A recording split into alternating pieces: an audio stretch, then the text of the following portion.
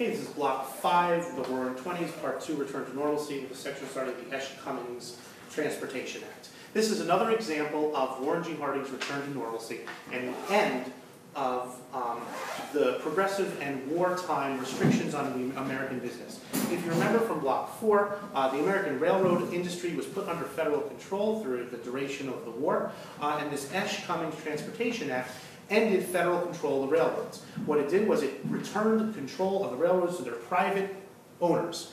And the point of this was to kind of restart the economy, get things away from government control, back into the control of private hands. It's an example, and it's a good example, of Harding and Coolidge and Andrew Mellon, the Secretary of the Treasury. It's a good example of their belief that government should interfere in the economy less than it was during the Progressive Age and during the war. What they did strive to do was achieve the goals of progressivism through voluntary cooperation.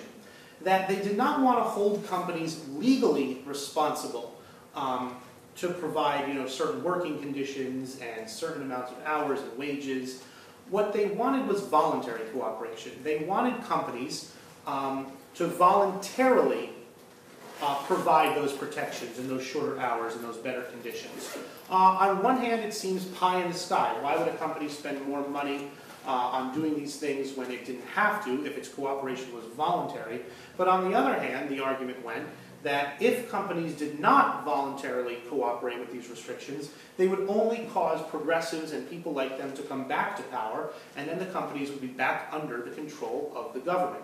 So Harding and Coolidge, and after him Hoover, had faith in these voluntary cooperations, that if the government kind of set rules, companies would follow those rules without the expense of having so many government inspectors and so many, government checkups on these companies, that they would be afraid of the return of government control and therefore voluntarily police themselves. Voluntary cooperation is kind of voluntary policing. Another example of Harding and his government's belief in non-government interference was a Supreme Court case, Adkins versus Children's Hospital, which was overturned.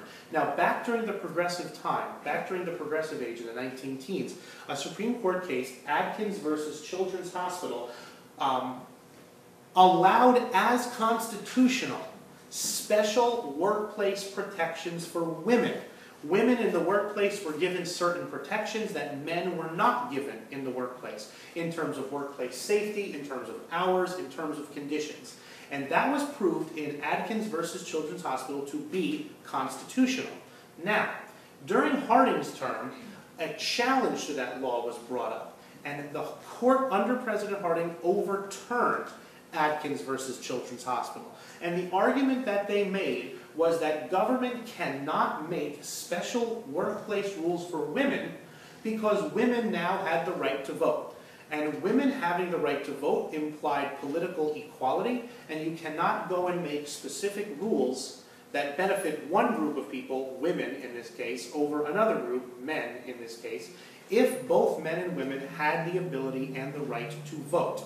It was another example of the court now actively overturning a rule that provided for government intervention in the economy. When Adkins versus Children's Hospital got overturned, it was an example of a more laissez-faire approach to the government and economy and society, in saying that now that women are equal, they do not deserve, nor are they constitutionally protected by special provisions in the law.